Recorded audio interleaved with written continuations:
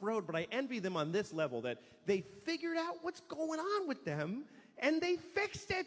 What an amazing gift to know what the fuck is wrong with you. Who else gets to have that? It's just a mushy, I don't fucking have any idea. I would give $1 million to just wake up, oh, I'm an owl. That's what the thing is. I just gotta blink slow and eat a mouse.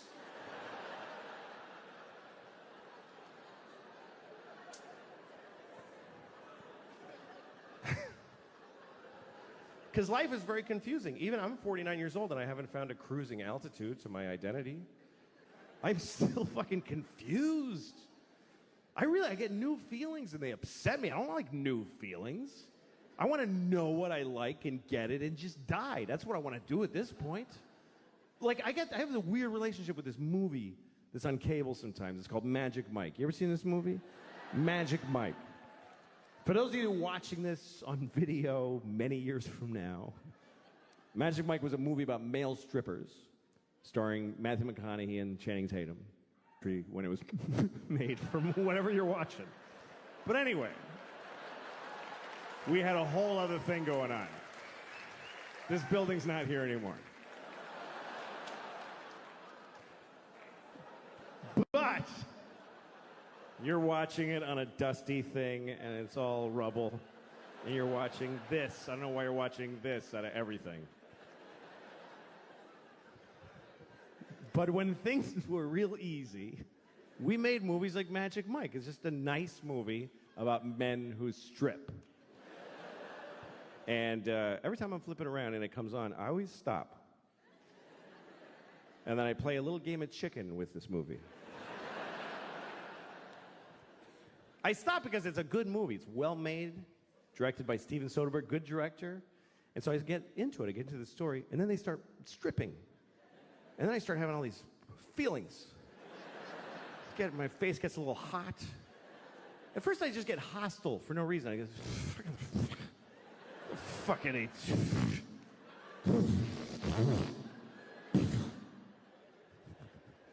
But then there's one part of the movie that I like. I have a favorite part of Magic Mike. Matthew McConaughey, he's wearing leather pants, no shirt, and he goes, "The law says you cannot touch, but I think I see a lot of lawbreakers out there." Like, it's that. It's like perfect. It's the way he rolls out of him. I think I see a lot of lawbreakers out there. I just really like that. I like it. And when the movie comes on, I'm always like, all right, that's to where he says that. And then he says it, and I'm like, fucking good, that's really good.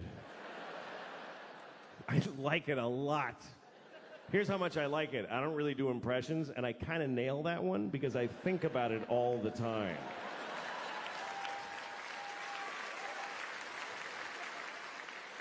I'm walking around my house like, the law says you can't touch. Law says you can't touch. And I go up to my dog, But I think I see a lot of lawbreakers right here.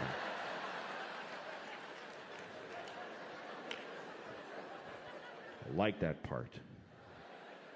And then after he says it, all these strippers come on. Matthew McConaughey, all these strippers. Channing Tatum comes out, fucking. And then I go like, fuck! And then I have to stop. Because I'm starting to get a feeling. I'm just starting to get like a feeling. It's not a boner. It's not a boner. But I can feel my dick starting to turn over a little bit. Just starting to... You know when you can feel your dick kind of unfold?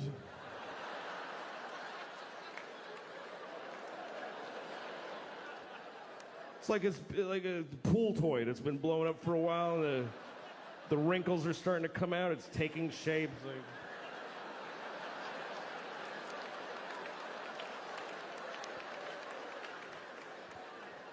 Just that early.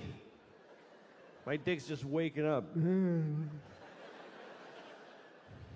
What are you guys doing here?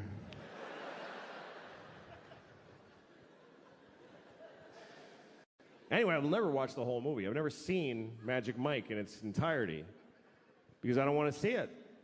I don't want to see the end of Magic Mike. I know what the end of Magic Mike is. I'm pretty sure that the end of Magic Mike is that I'm gay.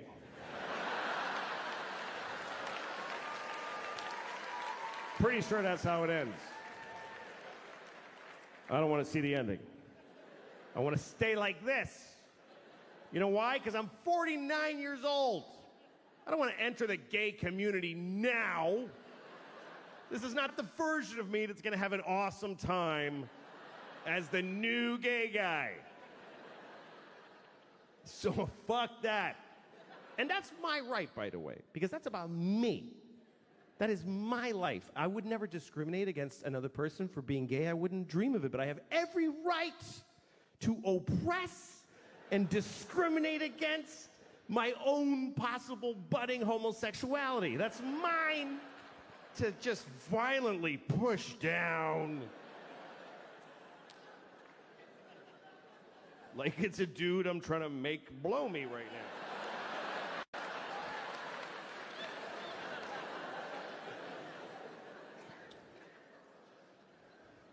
And you know, I haven't become like generally attracted to men. I'm not sexually attracted to men. Just Matthew McConaughey and Channing Tatum. Those two guys? Fuck. Seriously. And he's like, just, fucking sexy. And Channing, kind of dumb face, like, oh, shit. Oh, fuck. I like it. But men in general, I'm not into it. It's just these, you know what I think it is I'm only gay for the best. I'm top shelf gay. I'm not retail gay, you know what I mean? I'm not off the rack gay. I'm not gonna go to J.C. Penney's and suck a bunch of dicks. I'm gonna go to Neiman Marcus and get this signature collection. Platinum dick. The best. The best dick. Because I'll try the best anything. If it's the best one, I'll try it. Like, I don't like cognac. I would never buy a bottle of Hennessy and keep it in my house. But I had never tried the best cognac. If somebody was like, would you like to try this cognac? This cognac was 500 years old, 300 years ago. Like, yeah, fucking give me that. I want to go to a Kenyan restaurant. I know all the foods that I like. But if somebody was like, this is the best Kenyan restaurant, it takes 6 months to get a reservation, I can get you in. They fly live turtles in. And you bite off its screaming face while it's alive. And every turtle you eat is the last of his species. Can't wait to eat that fucking turtle. I'm gonna end his people with my mouth. The best, I'll try it. If somebody was like, we have a guy here, he has the best dick. The best dick ever. His dick has been soaking in olive oil since he was 5 years old. We've been feeding him nothing but butter and penises his whole life. He is the best dick, and you can suck it right now.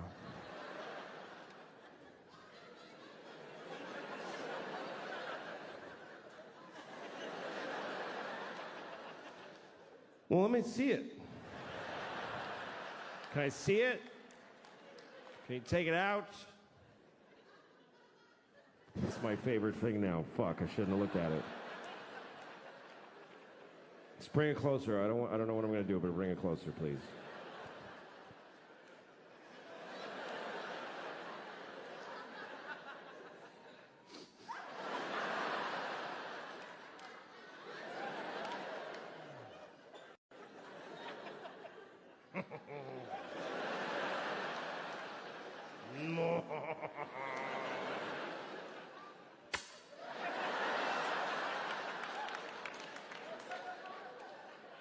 I think at that point you put it in your mouth, right?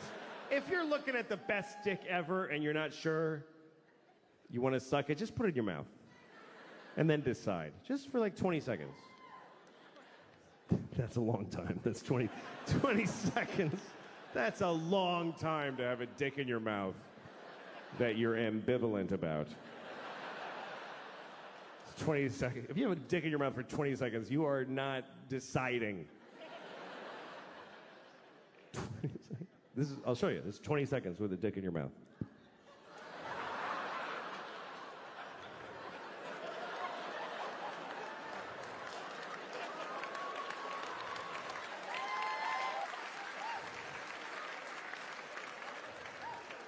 Talk about their mothers. I was watching a football game one time, and this guy scored a bunch of shit, whatever, and they were excited. So they asked him about it afterwards. And the football player said, "My mom died last year, but I know she was watching my game from heaven tonight." And I wanted to be there to say, leave your mother alone. How dare you? She's dead. I mean, when are you done with your fucking kids? When are you finished with your fucking kids? Even after you're dead, you still have to go to their fucking games and shit?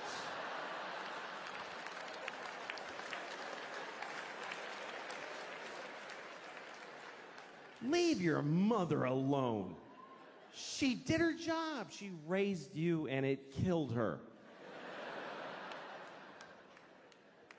I mean, let her enjoy heaven. Don't you want your mother to enjoy heaven? Isn't that what you want your mom to be, just in heaven? Whee! This poor woman, the angels are like, "We're having an angel party. You want to come with us?" "I can't. I got to watch my son's games. He'll be very upset." Okay, good. He can't fucking hear me. When people die, it means they did their jobs, and you should forget them. That's what I think. Because it's unfair what we put on dead people. Are you watching over me? Yes, I'm watching all of it. You know, like when you see an old couple and they've been married for like 60 years. You know that kind of story? Everybody always loves that. The kind of people that always get applause based on the math of their lives. How long have you been married? 60 years. Oh.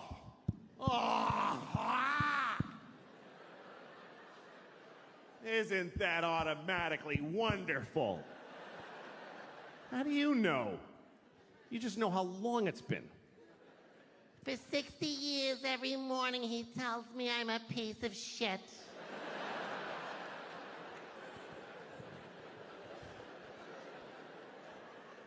But let's just say this is a happy couple, okay? They love each other. They've been married for 60 years. That's longer than most people really want to be alive, and they've been together that long. And now they're just an old couple, and they just walk together. You know when you see two people? And it's kind of lovely. They don't need anybody else. It's just the two of them. This is both of them. They just walk. They always walk somewhere nobody walks there. It's trash. It's trucks. He's wearing a suit that is not a color. She's wearing a dress that's like a triangle, like a kid drew it. It's just fucking a dress with fruit on it. Nobody cares. And they just walk every day. It's cold. Yeah, it's cold. You want to go to the store and get a cracker? Yeah, let's get a cracker at the store. Yeah, buy a cracker. Yeah.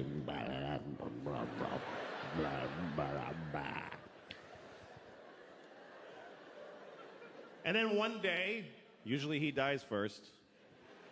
They're walking, and he goes, "Ah. Ah." And she says, "Richard! Ah. Ah. Richard! Ah." And he dies.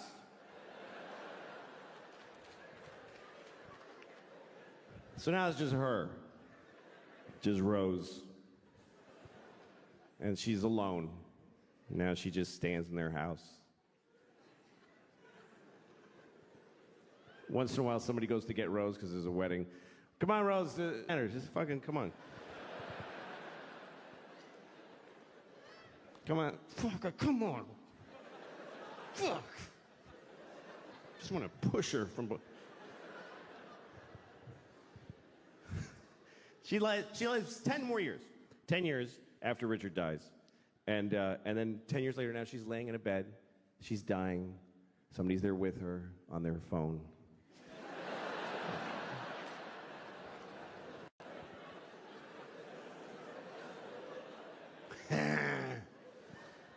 So Rose is dying, and she says, well, at least now I get to be with my Richard forever.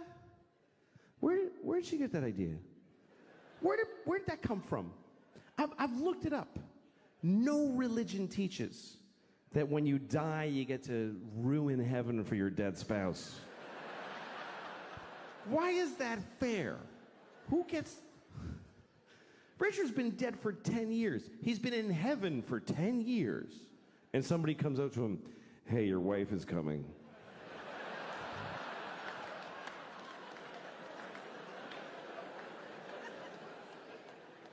What?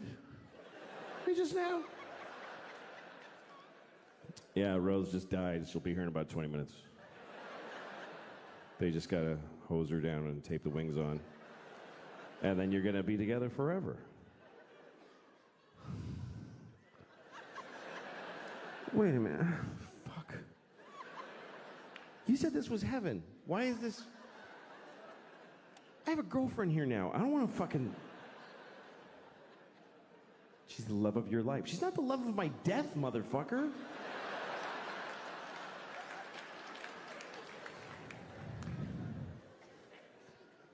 That's marriage. Marriage is a big deal. Marriage is a big deal. I went to a wedding the other day. I went to a gay wedding. I've been to a lot of gay weddings, which is not true. It's not true at all, but I did go to one. But I don't go to weddings generally because I don't like them. I hate it. Don't invite me, really. I think it's rude to invite people to your wedding. I really do. Nobody's happy to get that shit. You make it all pretty, and they're like, oh, fuck! This is gonna suck! Here's a helpful list of places to stay. Oh, great. I get to live in a La Quinta in Reading, Pennsylvania for 3 days because you want to get married for a couple of years. Nobody wants to watch you start your shitty thing. Nobody wants to see it. Everybody's in a shitty thing. That's what it is. That's what it is to be with somebody. You're either alone or you're in a shitty thing. That covers 100% of human beings. I know I can see there's young couples here, and you're like, no, we're in a good one. It's really good. Yeah, fuck you. Who do you think you are?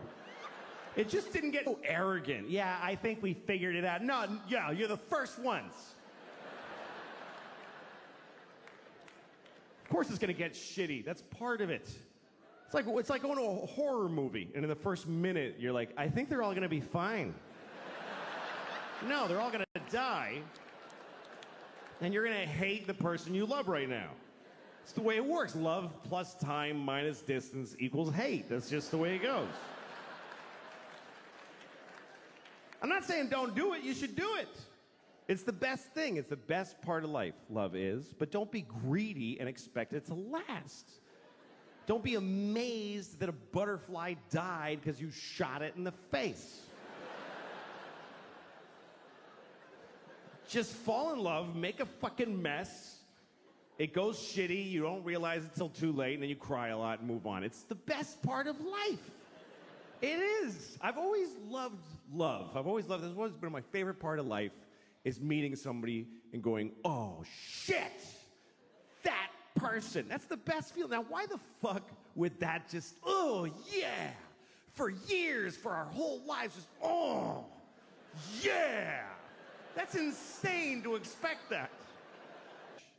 And then it rots and dies. It's just the way it goes. It's like if you see a person in the park making bubbles with a big wand, you know, with soap, And sometimes they make a really big one, and everybody goes, oh, hey, shit, okay. That's all. You don't stand over, liar! You don't get mad at the soap stain. It gets so shitty, man. It does. Oh. But this movie is just a movie about people, and it's also crosses. Joe plays kind of a nervous liberal, and then his family is extremely blue collar. They're not necessarily extremely, extremely blue collar, extremely outspoken. yeah, exactly. And it's not political, right? But they're culturally outspoken. Yeah. And so the movie bleeds from one side to the other, as which is nice because it also feels like that is what real life is like. Like all of us that have either are liberal or have liberal friends have been around that person's family, and their family's like that. Of course, the family of origin sometimes will be like just the polar opposite. It's very rare that a family has the same. I mean, it's bizarre and actually unhealthy. when a family's the same. Yeah, the whole way down. Like no, you all the shouldn't way be down. your parents, essentially. That would be so terrible. Well, like Shane Gillis does a very funny thing in New York. He's a very funny anomaly in stand-up, which is that he's a red state product. Yeah. And he plays to Brooklyn kids in New York. Right. And I've seen him in front of audiences where you could just feel, as soon as he gets on stage without him talking, they go like, oh, what is this guy? Yeah. And he goes, my father's a Fox News guy. Yeah. And they just go, boo. Yeah. And he goes, you guys, all your fathers are Fox News guys. And then they cheer right after they booed. Yeah. They cheer. Yeah. It's a really funny thing. It's this love-hate. So this movie is about a guy who came from that and lives in New York and needs to go back to it. Yeah. Right. People have... everyone has people in their lives that it's not your kind of person, but you just love them. You just love them. Yeah. The thing with especially presidential politics, it's every 4 years. I know. We have this obsession. Well, it's a discussion that's very important. It's like a family thing. It's like a family thing. It's like a family decision. The way people take it, it's very personal. Yeah. It's like a member of it's like if you had an election in your family. If you're in a family that's like living as a family, and you had an election, is mom or dad going to be in charge for the next 4 years? Or is our brother going to take dad's spot? Right. Which is what it felt like to me when Clinton won. It felt like our brother took over for dad, Yeah. Or he was one of us. Yeah, or maybe 3 of your siblings brought some woman that you don't know to the house and said, we're going to replace mom with her, and we have the votes to do it. And you would go, what? The amount of anger and passion that an election in your family would have. That's what we're doing right now. That's what it's like. That's because it's very emotional. It's not a rational thing. Yeah. It's not based on, picking somebody to do a job. It's based on how we all feel and what we want to say to the rest of the world and what we're afraid of. And you know what I mean? It's a big deal. So I'm a American citizen. Yes, you are. So congratulations. Yeah. So whoever's president affects my life like it does everybody else's. Yeah. A vote is a personal thing and it's a personal right, but your vote also affects everybody else. So it's a really tricky thing. And I think the thing about American politics is that it's always going to be a big, messy fight. That's what democracy is. Like people would feel more united and at peace if we were all being oppressed by one, government. Then everybody gets along better. But when we're all trying to decide, and we're all very different from each other, it's a big, ugly, difficult fight. To read about you is to know that nothing, even close, is as important as your children. Yeah, easily. Being a dad that's the most important job. And what did they think of the comedy? Did they love it? Did they say, it's not me, Dad, it's funny how you use us, but it's not me? Well, the stand-up that I do, I've changed the way I talk about my kids just because I like sharing my stand-up with my kids. I like showing them what I do. Yeah. And, the first time I ever showed my oldest daughter a bit I used to do about hide and seek, playing hide and seek. Yes, tell me that story. With her, and it was about getting really frustrated that she would hide it in plain sight, literally, and I would have to pretend she wasn't, that she was hiding better. And on stage, I would say what BS this was because she's, I mean, I have to pretend she's good, and I would rail about it and get angry. And I showed this to her when she was, I don't know, 6, and she laughed a lot because her younger sister was like that now. Like she was having to patronize her younger sister. Oh, I see. She was doing the same thing. So she's like, to her that's like sister, what you it were is. doing Yeah, to she's her. like, I know exactly how you feel. And she was able to make that connection. And she also thought it was funny that I got so upset. She knew it was funny because in real life at home, I'm not like that. You know, I mean, I get upset like any parent does, but not unreasonably. So she thought, you know, she knew. But would she say to her friends, I have the funniest dad in the world. He's the funniest man to be around. Oh, geez, I don't know. I mean, what I hope is that her thoughts about me are as a father. As you a know, loving father. I'm there for her when she gets off the bus from school. I'm there for her. I take her home. I cook her dinner. We do her homework together, and her sister, same thing. You know, so I take care of them. To me, that's what I want them to remember. I think, of course, the work is like something that hopefully, when they're like 18, 19, they'll Google me and go, wow, this guy did a bunch of stuff while he was doing that, you know. It's not important to me that I like to model for them a good life in my career as far as, you know, trying really hard and being responsible. I tell them when something big is at stake and when it doesn't go well or when it does. I tell them that stuff as a role model, you know. But I could be doing the same thing if I was working at some company making widgets or something, you know.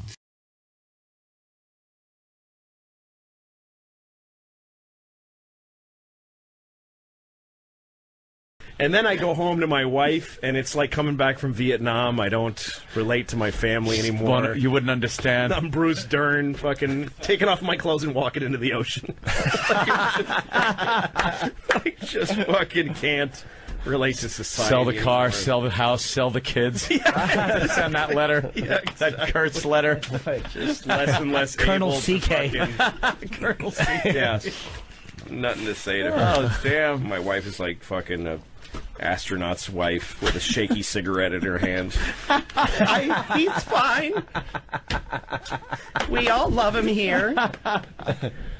Very proud. When was the last time you saw your family? You've been on the road for a while, right? Yeah, well, this morning I'm in New York. We're all in the city, so I saw my family this morning. My wife came into the city only because we had to go to couples therapy, so she brought the kids. Today? Yeah, we went yesterday. You ever just yank your cock out and say, "Why don't you toot on this for a few minutes?" That's how you got to do it, man, as a married guy. Holy shit, that's a great idea. How's that working out? If I did that, she would just do whatever she was doing. She wouldn't even look. We don't look at each other. If I took out my dick and said, "Why don't you toot on this for a while?" she'd keep whatever fucking emailing. She'd be looking at whatever real estate wherever she wants to live when she leaves me. She'd be like, "I'm sorry, did you say something?" And the counseling it would be nothing. The counseling is obviously her idea. Oh no, I wanted. You went for it. Yeah. I'm the one who said I wanted to go. This fucking guy we did it last time we went. It's a double session. It was $800. Wow. $800. What does he do? Eat both your assholes while he talks to you? Jesus. That's $800. Wow. How's it? Is it doing anything? Oh, it's great. Everything's great. It's great. Everything's great. Oh, worth every penny. It's fantastic. Great. Yeah. $400 a person? Well, it's $400 an hour. He don't break it up by the person. Oh, you go 2 hours? Yeah, it's couples. What is it, a drive-in movie? He puts her in the trunk before he drives. There's only one person here. Is there Listen up, honey. Is there anything you could share from those get-togethers? Well, no, not anything about us. The guy, though, the first day, he's telling us about it. A lot of times they tell you about other couples to give you comparisons. And he's like, hey, I know a couple, because I'm on the road a lot and I work a lot. So he's like, it's hard for people with careers. I know a couple. She's a lawyer, and he's a sports writer. Right away, I'm like, I can Google that and make some connections. Yeah, really. Down. I can figure that one out. While he's covering March Madness, he's a lawyer. He's a sports writer. And then he goes, well, he's covering March Madness, and she's lecturing about pornography and law around the. So I'm like, I know who these people are. Yeah. I can figure it out in 10 seconds. Why are you telling me this? The next couple's going to come in and he goes, I know a couple. I know a couple. He's on stars in Lucky Louie. Lucky Louie. The first initial in his name are L-O-U-I. Fucking douche.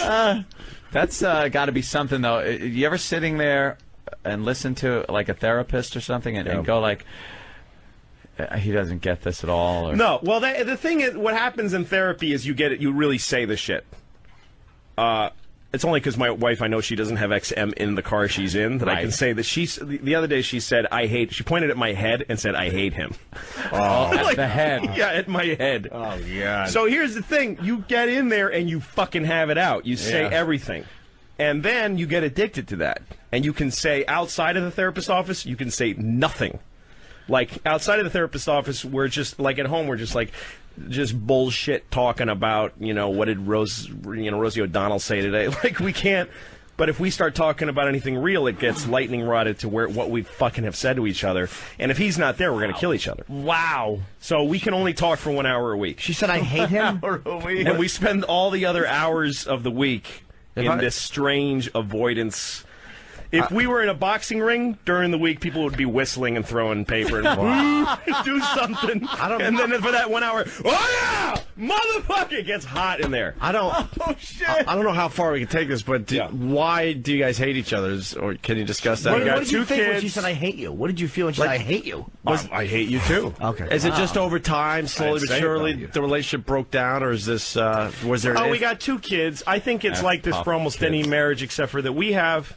The thing is, we have a traditional marriage. I make all the money, and she raises the kids. But we have a traditional marriage in 2007, which means that you can't just say that. Not traditional. No, I don't get to say, I bring home the bacon. Right. You watch the kids. You fry it up in a pan. Fry it up in a pan. Yeah, it doesn't work like that. I bring home the bacon. I fry it up in the pan. I feed it to the kids. And if I mention that I pay the bills, I'm a fucking asshole. Like, I'm a piece of shit for, like somehow I'm being... prehistoric but it's true that I pay them, you know. So it's hard. Like, marriage is harder now, I think, than it ever has been.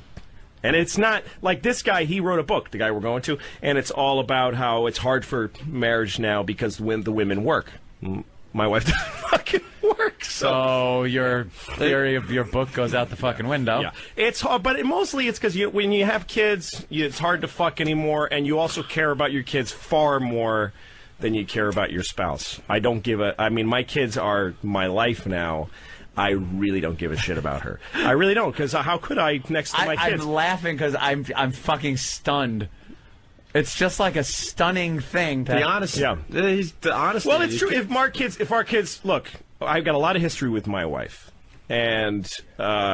there's a lot. It's a complicated relationship, and I feel I feel a lot of push and pull in many directions, and I'm fighting really hard to save it. We're in therapy, and my whole life right now is focused on saving our relationship and getting it back to somewhere good. Right. Oh, but so it's the biggest deal in my life. But if my kids weren't here, I wouldn't even call her to say goodbye. I just walked. I wouldn't leave a note. I would just stop being near her you're fucking, that's the way you do it, cancerous body. You're saving it for it for the kids then. Totally, 100%. That's why I'm so glad I never had kids. Oh my God! Because the whole thing you're talking about, like, I used to get ragged on for not doing things chores around the house. Right. I had these set chores to do. There weren't much, but it was like, why? I'm going out. It's a new career for me doing radio. Yes. I'm really like learning the trade at the time. This was, years ago. And she's not working, and I'm bringing home the money. And believe me, a lot more money than I was when we were both working, and I was knocking tin. Yeah. But then, well, the money you brought in just to help you out a little bit gave her the luxury of not having to work. Yeah, not having to work. Right. Which is kind of key, I think, to the whole thing. But then there'd be these little chores I would have. Like, I'd have to take out the garbage, and it was my job to vacuum. And like, if I didn't do it, I would be ragged on. Like, I remember my mother fucking yelling at me for not vacuuming. No, and the thing is, to me, if you don't have kids, I don't get any of it. And that was it. If you're married and you don't have children and you have a bad week, get the fuck out. Why the fuck would you save a marriage that's stressful? Right. When you have kids, that's everything. You got to stay together for the kids because you got to be. It's not even that they need to have 2 parents to be together. It's just that you want to be there for your children because you fucking care about them. But you got to look at it on the other side. Like, the thing about having kids too is that spend one day, if you have kids, spend one full day with them where you're, like, every time I give my wife a break, I fucking totally realize what she's going through. It's fucking murder. You want to kill everybody in the world. When you're alone with kids and you don't have, I have a job. Even when I'm taking care of the kids, I fucking got my computer on my knee and I'm working. Like I'm fucking writing a movie. Yeah, you're still working. Yeah, I'll call just to make myself feel okay about the fucking trap that children feel like on a given day, I'll call my manager and just say, what's going on? And he'll be like, well, we just booked another O&A date in Camden. Oh, good. You know, go read a story to my daughter. You know what I mean? Because I'm not sitting in a room reading fucking The Happy Hen and nothing else is going on. I've got a show I just booked in Camden. I'm put it on my website. There's people talking about me around the country, buying tickets to my shows, ordering my DVDs on Amazon. That helps me sit in a room and read to my boring little kids. But my wife has fucking nothing except to focus on what a piece of shit I am for dropping cum into her and making people that have ruined her life. That's all she's got. So I actually completely see her side to it. We are, and what we found out in therapy is that we're trapped and that it's neither of our faults. So how? But that doesn't make us go, oh, the okay. only solution is killing the children. Yeah, that's it. That's throwing them into a garbage can and letting them die next to a rat and a milk carton. And you two just, like, spur of the moment, laughing, heading off to the Caribbean. Oh, my God, we'd have a ball. Just having fun like the old days. I actually think if, like, when I picture that, if we got rid of the kids, I would walk out the door. Actually, what I'd do is fuck her face, and we'd probably get off the place. Why don't you guys go on vacation together? Leave the kids with one of your parents for a few days, and seriously, go away for a few days. I want to punch you in the face for saying that bad? Oh, shit. Is that bad? I don't know. It's just so complicated. One of them, she's still breastfeeding the kid who's 2. Can't get the kid away from her. No, it's a mess. Never do that. Hey. Never do that. Wow, man. That's like walking up to a guy in a concentration camp and going, why don't you just take a little trip somewhere and get out of here? If you don't like it here, why are you hanging around? No, but I mean, you can't give them to, like, their parents or something like that. Because there's Nazis that will shoot me in the face if I leave. 2's too young to leave a kid. Wow, man. Yeah, 2, no, we can't leave the kid. Let's go to Minnesota, I think. Chris, what's up? Hey, love your show. Thank you. Hey, Louis, I completely agree. To me, I think I'm just a dick for my wife. You know, I'm just a dick in the house. Well, that one lost steam faster than you expected. I know. He won't admit that he doesn't care about his wife either. Yeah. No, to me, I'm just a dick to the wife, and so. Hey, Jimmy, got a question for you. I'm sorry I did that. I'm embarrassed that I did that. I did that. Who is that? That's Imus. His apology. Oh, jeez. Hey, Dave, use it now for embarrassing phone calls. let's try to get this back on the rails. Yeah, go ahead, Dave. Oh, no, Louis, you're absolutely spot on. Same predicament here. You just go numb, man. You know, but I'm at the point where I couldn't give a fuck if my wife went out and got filled up with somebody else's cock custard. I'm done. Don't give a shit, man. I'm just holding on, waiting for the kids to graduate. Get the fuck out, man. I had my... Oh, no, if my wife cheated on me, it would change nothing. Yeah. It really wouldn't. You wouldn't leave her? It would be leverage for just the little things during the day. That's all it would be. You wouldn't leave her? No, because I can't... I got plenty of reasons to do it now. I got kids. We want to stay together. We want to have the kids. And you know, and the thing is, the complex thing about it is that we share the kids, and that makes us happy together. Like we, as parents, we're fucking the best friends in the world. We watch our kids do fun shit, and it's hugely rewarding. That's the two your of us. common denominator there. Yeah, exactly. So like we'll be hissing at each other. I hate you. I'll never suck your dick again. Fuck you, you whole fucking whore. Oh look. Oh look what she did. Oh my God. Oh, isn't that cute? So we do, but that joy that we share with the kids, totally real, and it's actually making life worth living. So that's the thing that's complicated about it. When I pictured leaving, I'm not only sad to think of not being with my kids every day, which I am, I'm also sad about her. She's part of that. She's part of our... You won't be able to share that with her. No, that's bigger. And actually, you know, look, I'm almost 40. My dick is finally starting to get 8% less hard than it used to be. So like the fucking joy of having a family is starting to outweigh the sex a little bit. And that's kind of sad because it's like, you know, I'm not going to care that nobody fucks me in a couple of years. Dude, I think that makes me want to kill myself. You want to do it when she's laying there sleeping, start eating her ass like a fucking loon. Go in there and start eating her ass. She'll be like, this Lou is She sleeps with the fucking children. So I have to move my baby to the side. Go like this. If the kid looks at it, go. Oh, he inadvertently sticks his face in the baby's ass. Life can be stressful here, though, because life is good, and so we want it to be better. And we try to perfect everything in our lives, and it's like a job. Being a consumer is like a job. You have to make sure you get the best one. If you get a Blu-ray player, you got to do research. You got to look at reviews of a player. You gotta go on Amazon and read a really long review written by an insane person who's been dead for months because he shot his wife and then himself after explaining to you that the remote is counterintuitive. It's got really small buttons on the remote, he said, before he murder-suicided his whole family. And now you're reading it and going, I don't know.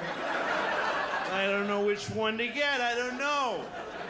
I gotta get the best one. Why? Who are you, the king of Siam, that you should get the best one ever? Bring me the best. Who cares? They're all the same, these machines. They're all made from the same Asian suffering. There's no difference. The thing is that Ellen is not a popular person. She's kind of a rotten, smelly, awful. She sucked when I met her. Is she not a nice lady? Idiot. She's. I wish we were on XM so I could describe her completely. Of course, but I can't. Wait, what have you heard? The FCC cannot, would not let her be accurately described. This is interesting. It would be like if a cop said who shot you, and it was hard to be like, you got to take me off the air because I can't tell you. Jimmy met her in Vegas, so this is really interesting because he got the big blow off. She was doing something for XM, and we were out there for XM. So I was like, I'll walk up, and she was being filmed. I'm like, hey, I get my pictures with everybody. It's just what I do. You didn't get a picture with me. I've met you twice now. Yeah, but I'm too nervous to ask. Okay. So I walked up to Ellen, and I'm like, hey, I'm a comic. I'm also doing something with XM. I just wanted to get a quick picture. She's like, oh no, I can't. I'm in the middle of shooting, but she wasn't, and I wanted to spit in her face. Yeah, she's really I give her a good trashing if that's any consolation. Good for you. I know people that work for her as writers, and she's dope and mean to people. Oh, easy, Lou, on the language. Yeah, you know what I mean? Yeah, she's a spoil sport. She's a real ninny. She's a right rotter, isn't she? Yeah, she's a right rotter. She's most definitely. They went to commercial I was reading recently, and she yelled at her writers, "Why did you write that for me?" Yeah, she's really got gallons of. Yeah, that had made the press last week. Was she a good stand-up in a day? Yes, I think she was. Okay to say? She was a good stand-up. Okay, she was fine. She was all right. I know she never made me laugh really, but because she's got that way about her. Being a leather. Well, no, not that one.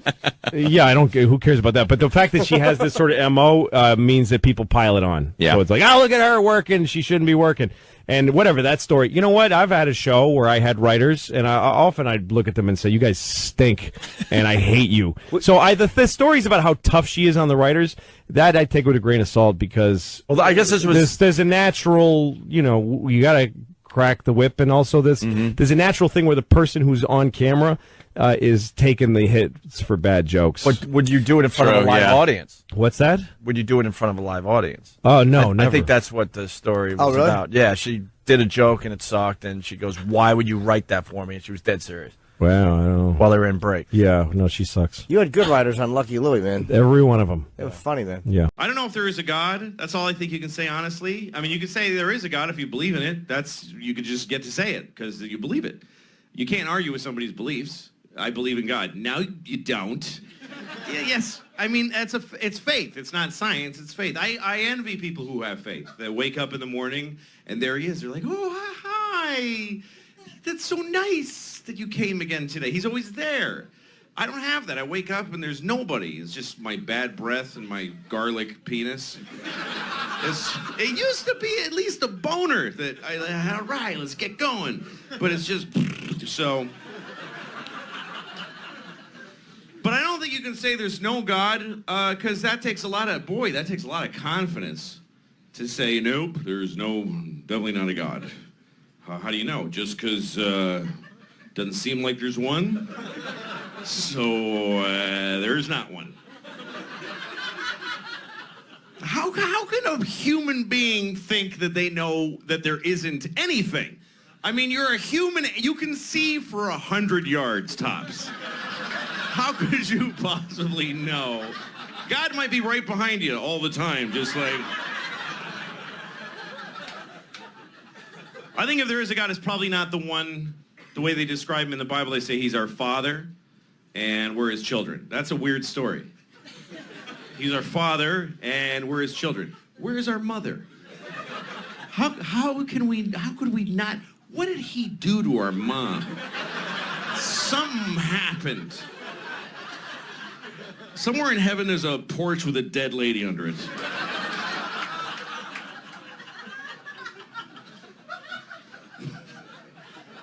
I think God was, if there is a God, at least he has an ex-wife.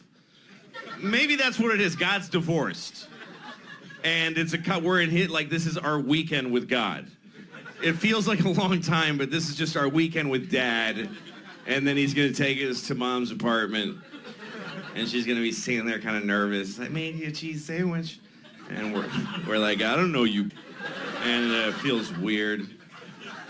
I think that we made God a man because we wanted men to be in charge. So it made sense. Because it doesn't make sense that men are in charge. It makes sense that women would be in charge. Because your mom is the first person who takes care of you. So it would just make sense that mothers would run the world. And they do. It's the opposite. So we have this weird system of men being. It's kind of upside down. And I think the reason is because women were in charge a long time ago, and they were really mean. They were horrible, and you had to walk around naked, and they'd flick your penis and laugh at you. So we're so scared of them. And then finally, one guy punched a woman, and she was like, "What?" He's like, "We can hit them," and then that was it. That was it. NPR. We always listen to NPR because we're better than you. And so we're listening to NPR at breakfast the other morning, and there's this one story where they kept using this phrase. They kept saying 9/11 deniers. They kept saying that.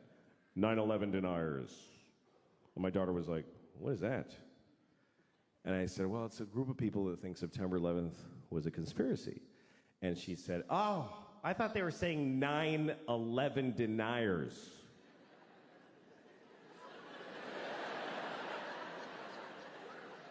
Yeah, she thought they meant 9 people who just ain't buying this 11 bullshit. It's a small fringe group, really. There's only 9 of them. But they still got on NPR, they got on the radio because they're dedicated. They protest every day. They're the 9/11 deniers. They're outside of the White House. It goes 10, 12, 13. Just know it. We are the 9/11 deniers. We know that 11 is a bullshit number propagated on the people by the man. Why do we have 11 when we have 13 and 14 and 15 and 16, 17, motherfucking 18 and 19, but we do not have a 1 team? What happened to 1 team?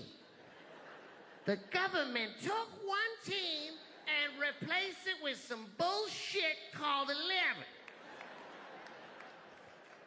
We are the 9 that deny that shit. Mr. President, give us back 1 team.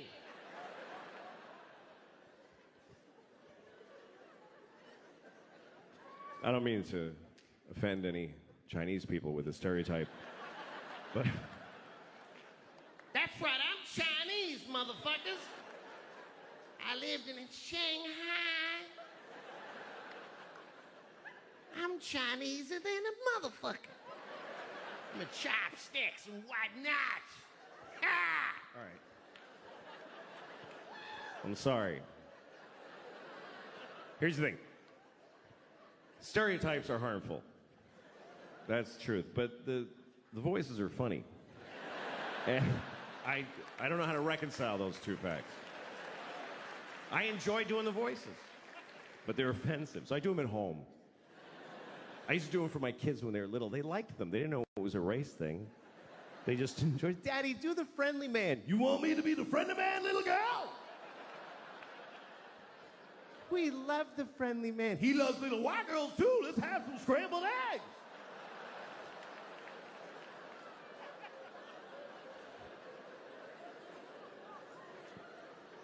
And then I grew up and I was like, don't talk about the friendly man. Maybe don't talk to your teachers about them.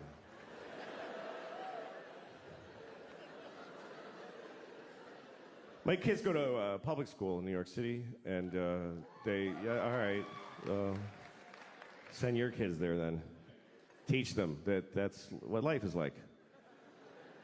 The teachers amaze me because I don't know. This is the worst. Here's the worst thing about this country to me is that there's no more noble profession than to be a public school teacher. It's easily.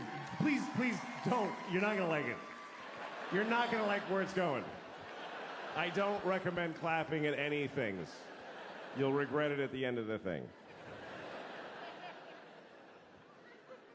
In a democracy, there's no more noble contribution you can make than to teach in a public school. And in this country, the people that do that, they're fucking losers. They're just rock bottom fucking losers.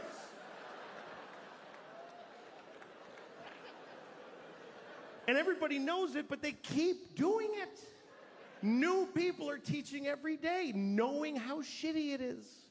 They show up, they tell them ahead of time, hi, what is this job? And they say, okay, here's what we need you to do.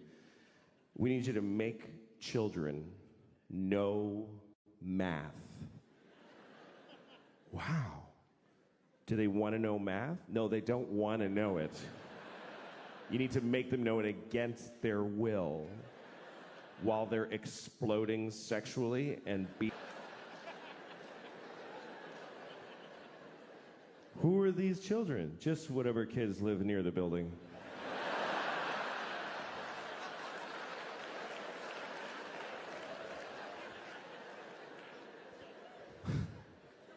How much do I get paid? About $10 every 4 years. What if I get really good at it? What happens? Nothing. Nothing happens. Nobody notices, and you get fired, and you die alone. Okay, I'll try it for 25 years.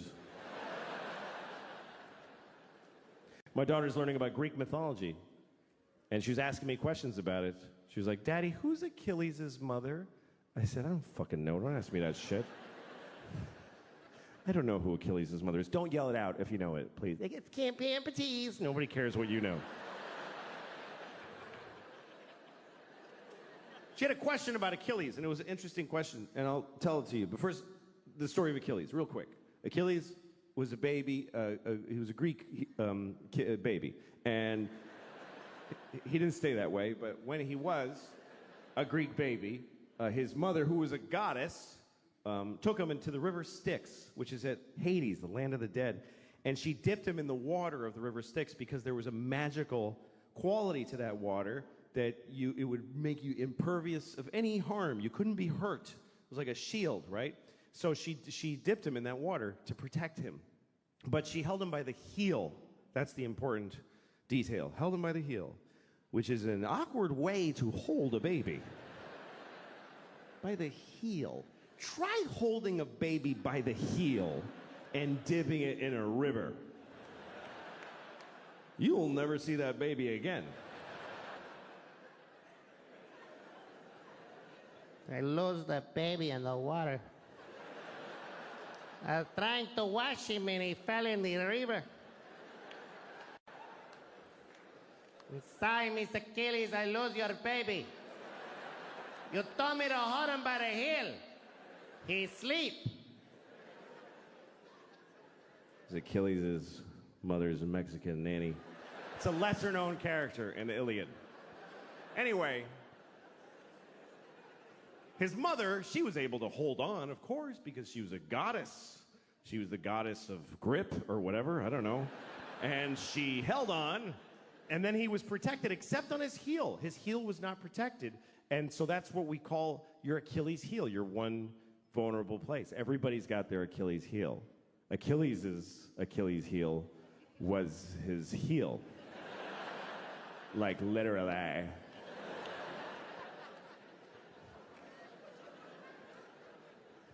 Anyway, so my daughter, here was her question. She said, how come his mother didn't just dip him again?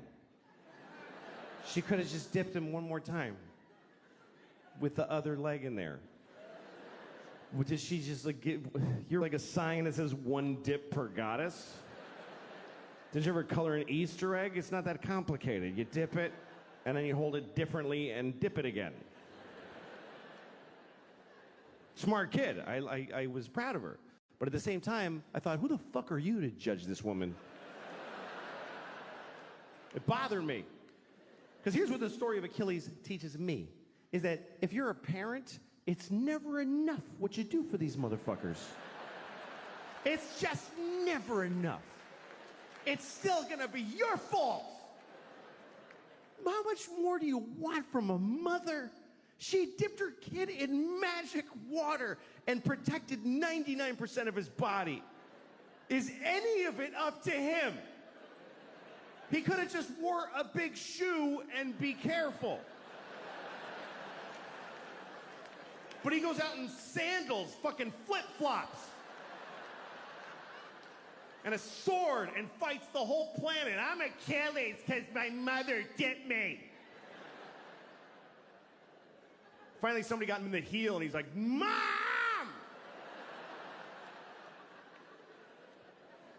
Thanks a lot, Mom! I was in upstate New York in a small town, and I was standing in front of a drugstore. And in the window of the drugstore, they had a wheelchair on display in the window. Is that really an impulse purchase?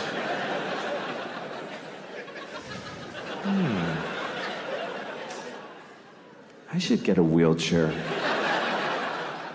That would really help with my paralysis. Then I wouldn't have to drag myself everywhere I go, like I've been doing for 10 years since my legs were blown off at the marathon.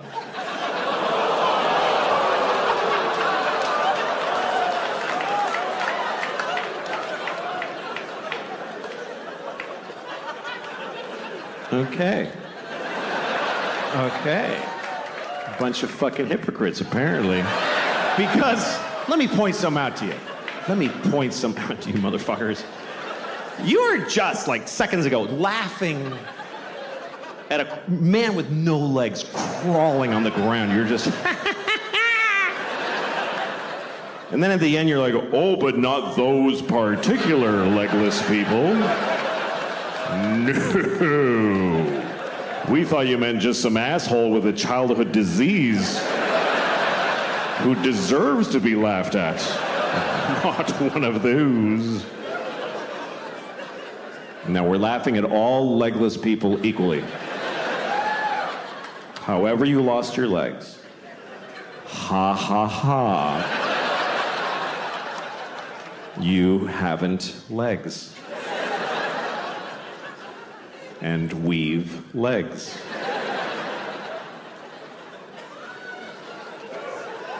I have legs. I have 2 legs. 2 fucking legs. That's the maximum amount. I fucking love having 2 legs. I fucking love it. I wouldn't like having no legs. I really don't think I would like it. I think it would suck. I think it would suck shit out of the balls of Christ. It's an old Southern expression. It's not used like it used to be. I think 2 legs is better than none. That's what I think. That's just my opinion. It's not popular. You're not supposed to say that because you're supposed to always be very positive about disabled people. But I think that puts pressure on them to be positive. What if they don't want to be? Because the only story we want to hear is about the amazing disabled people. He's amazing. He lost his legs and then he won the leg-having contest. What about disabled people who aren't amazing? Who are just ordinary with a sweatshirt and some potato chips, and he's going, fuck, I wish I had legs. No, this is better. This is better with no legs. Why is it better? Because you can do anything now. I can do 4 things. Fuck off. I just don't know that our positive, non-disabled attitude really helps. Like retarded people. We're going to talk about retarded people for 20 minutes. That's what's going to happen. We're going to discuss retarded people for 20 minutes. It's not okay to never speak of them. No, we're going to talk about them. First of all, I want to talk about the word retarded, okay? Because the word retarded, it's a bad word. Now, people do not like the word retarded. They find it very offensive. Now, I'm a little confused by this, because it wasn't always a bad word. And I grew up in the 70s, and it wasn't bad back then. And most bad words were always bad. You know, cunt never had a day in the sun. There was never a time where the Santa Claus at the mall was like, come here, you little cunt, tell me what you want for Christmas. And then in the 90s, we're like, let's lay off a cunt a little bit there, gang. No, we used the word retarded in the 70s. We used it to identify people who were retarded.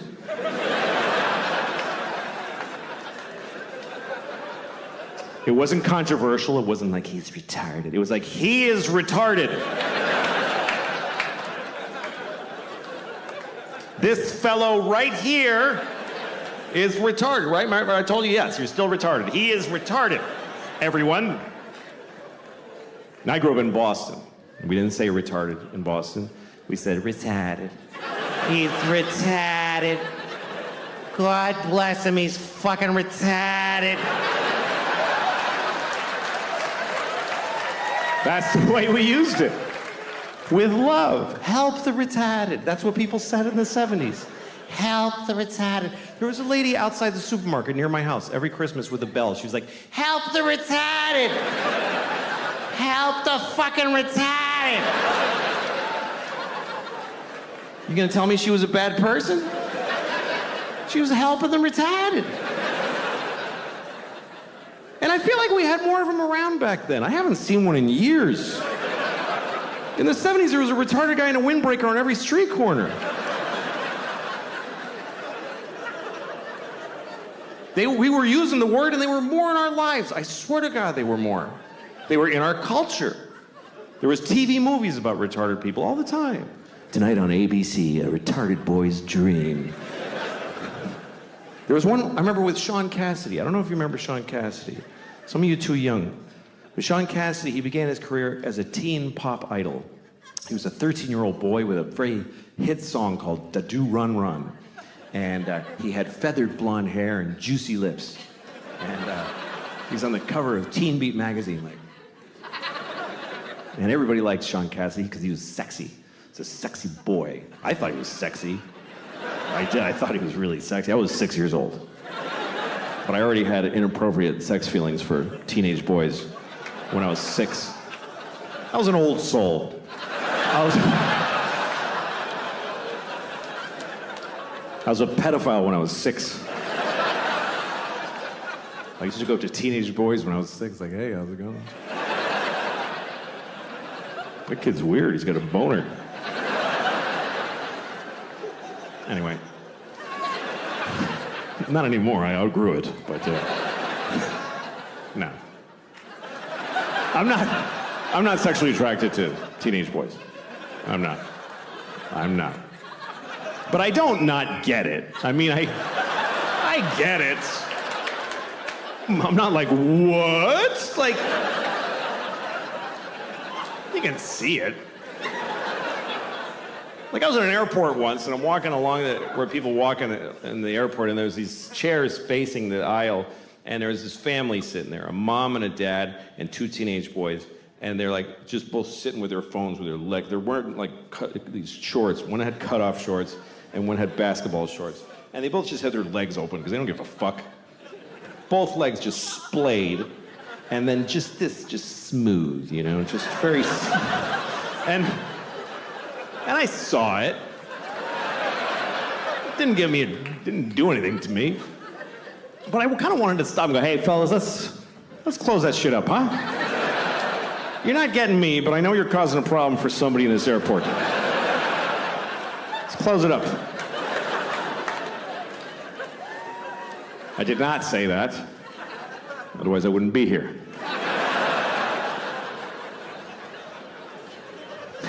Anyway, let's return to the comfortable subject of retarded people, shall we? So Sean Cassidy. Sean Cassidy was a teen singer who then grew up. He was about 18. Now he was, old and gross. Nobody wanted to fuck him. So he started to act. And he had a movie on TV called Normal People, where he played a retarded man who wants to live a normal life. It was very inspiring, actually. And at one point, he didn't do like a big retarded character. He wore thick glasses. He talked like Elmer Fudd. That was the whole thing. So he goes up to the guy who runs the group home he lives in, and he says, I want to get a job. And the guys who runs it is like, Republican conservative. So he's like, you can't get a job. You're retarded,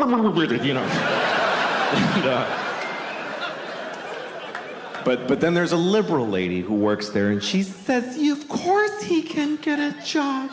He's as good as anyone.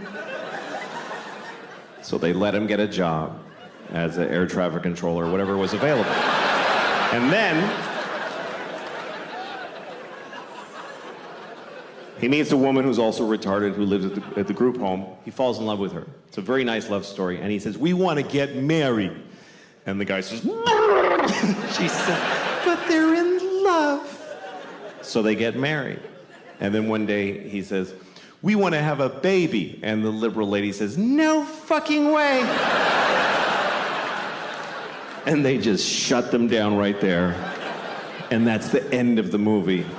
I swear to God, that's just how it ends. And the point of the movie is just, hey, there's a limit. Like, that's, I guess, what the point of it was. And that's pretty intense. But hey, retarded people were on television. We were talking about it. We were dealing with it. And they said the word retarded about 50,000 times in the movie. Now we don't say the word, and I don't see them anywhere. I guess that's my problem with it. And also, the word is not basically a bad word. It's a medical term. But it became a bad word because it's used as an insult, really. Not towards retarded people. Nobody does that.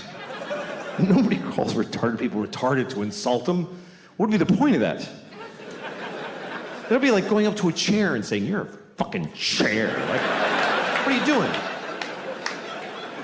No. People use it on their friends. Like, you're at a bar, your friend's like, I don't have any more money for beer. And you're like, you're fucking retarded. Do you know that? And in that moment, no one retarded is insulted. They're not. Do you know why? Because they're not there. Because we don't include them in our lives. They're not at the bar. How many of you have a retarded drinking buddy that you hang out with? No, you take them to the zoo when they're little and then fuck them.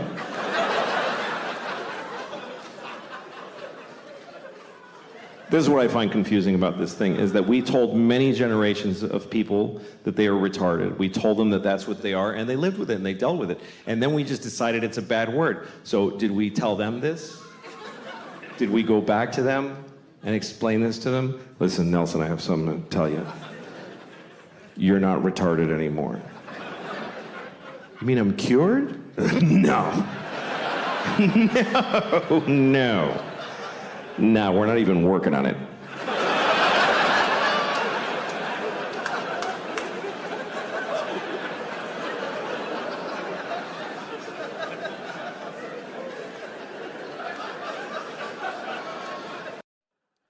But anyway, now I live in a nice building, and I'm not used to it because it's nice. There's like a pretty courtyard with flowers and a fountain with little marble boys pissing. I don't know. What is it with fountains? Like, all fountain sculptors are pedophiles, basically. You can't get a fountain made without... Can you make me a fountain? Yes, I'll get started right away. Oh, yes! Yes! It's finished! And it's just little boys pissing on the face of a Greek god that looks like him a lot. It's piss on me forever!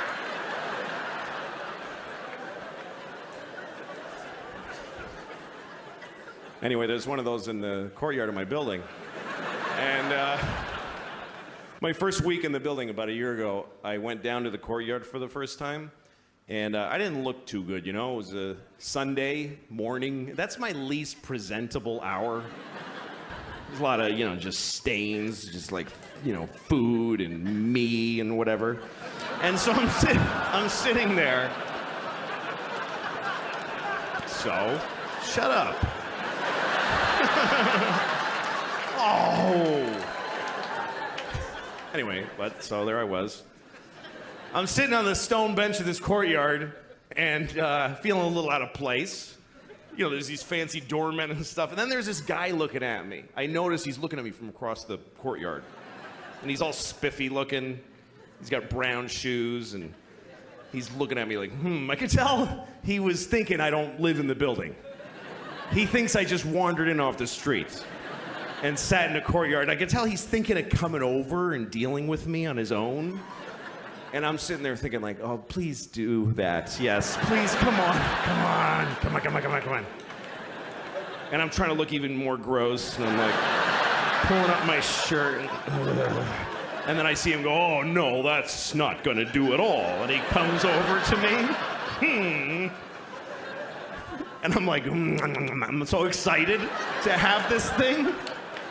The confrontation where I'm not wrong at all. And he thinks I am. So he comes over, says, excuse me, do you live in this building? And I said, no. Because why not start there? I said, no. He goes, well, then what are you doing here? And I said, I just need to rest. I'm having a hard time.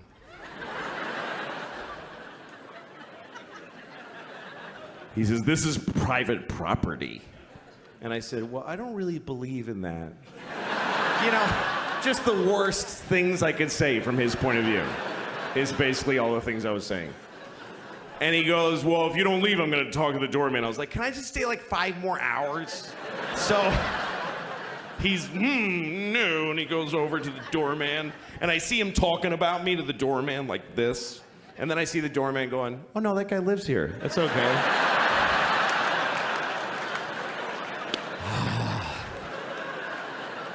And the look on his face, it was just so, this beautiful cocktail of anger and confusion. It's like I had invented a new way to hurt somebody's feelings. That's how excited I was.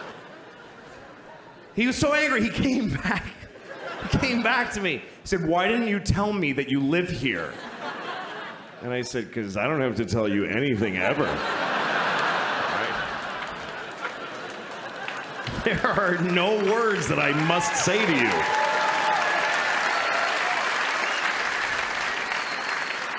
Also, I didn't want to ruin your thing. That's your favorite thing you were doing. You love that! Making people not be places. Also, I make more than you. I just don't give a shit about myself. That place celebrates comedy. Like Boston comedy is like, it's very important to people that live in Boston. Yeah. And when comics succeed and they come back to Boston, it's a very special thing. It feels amazing. I did the Garden. When I did the Garden, it was like, I was going to cry. Yeah. Like before I got on stage, I was like, this is nuts. Yeah, like, for me, there was the Orpheum, because that's where I used to go to see concerts. Yeah. And when I played the Orpheum last year, it was the last show I did of the tour. It was very emotional. Yeah, it's a special place, and it's one of the most important places for the development of comedy. You think of all the great comics that have come from there. Jay Leno, like people forget how good Jay Leno was. Jay Leno, when he was just a stand-up before he hosted the Tonight Show, was one of the best comics alive. Ever. One of the best ever. He was amazing. I love Jay. I remember when I was working on Conan as a writer, and Jay came to do a panel, to be interviewed on Conan. It was like a favor to, because he was the bigger guy. It was early in Conan's tenure. But he sat and did bits like he used to on Letterman. Like he didn't talk about the Tonight Show, he just did bits. And one of them was, he said, I was out at the hotel today, and he goes, I went to CVS to buy something, and I paid, and the woman didn't even look at me. She just gave me my change, and I go, that's it? No thank you, no have a nice day? She says, it's on the receipt. Great bit. That is a great bit. No, he's just, I loved him so much. And on the Tonight Show, he was, some people hated him, whatever. It's easy to make fun of him. Yeah. But I don't know. He gave me the lead spot on the Tonight Show way before anybody else did. Way before any other. I was doing Letterman, I was doing Conan, but I was always like 2 or 3. And Leno, I was booked to be the second guest, but they told me, Jay said he wants you promoted. He wants you to be first and do 2 segments, like Burt Reynolds. That's amazing. And I was like, what? And he liked our rapport. I think I also brought out some funny in him. Yeah. But that was a huge thing that he did for me. And to this day, like every time throughout my career, once I knew Jay, every time something good would happen, if I won an Emmy, hosted SNL, or did something that people heard about, I knew I'd get a call from Jay. And he just leaves a voicemail. I don't know how to reach him. I don't have his number. He just leaves a voicemail and says, "Hey, I saw you did this. No, it's just good job. I'm really happy for you." And he has nothing he wants from me. Right. But he always called me. And then when I had my bad time, I thought, I'm not going to hear from Jay again. And he called me. And he left the same message that said, "Hey, man, I hope you're doing okay. Everybody loves you. You're okay." And, he's never not been there. He's Right. like a real mensch. He's a really great guy. I just think it's important to say because he's caught a lot of shit from comedians. He's caught a lot of shit for no reason. I mean, I get he was hosting the Tonight Show, and it's a different sort of thing, and the monologue was very homogenized. But if you hang out with him and you talk, like he did my podcast, and he told a story about doing stand-up for a bunch of mob guys. And that this mob guy, he tells a story about this mob guy yelling at a preacher because the priest said something, and he was like, "Didn't we give you enough money?" And he's screaming and swearing as this mob guy, and I'm like, "This is incredible." Yep. I remember while he was telling the story, I was like, "This is amazing," because you get to see the real Jay Leno. That's right. No, he's a viciously funny guy. But I understood this Tonight Show strategy when I watched him in an interview once. And he said, my goal is to come up with jokes that have the broadest possible appeal. Like, that's just how he thinks about that job. Yeah. Jokes that every single person can like on some level. And obviously those are watered down, easy jokes, And even I was on once, and Kathy Lee Gifford was the lead guest. And she's talking about her son Cody, and she says, he has a stage in his bedroom. And Jay's like, what? He has got a stage and lights. Her son. She says, kids love to put on shows. And he goes, yeah, the gay kids do. And place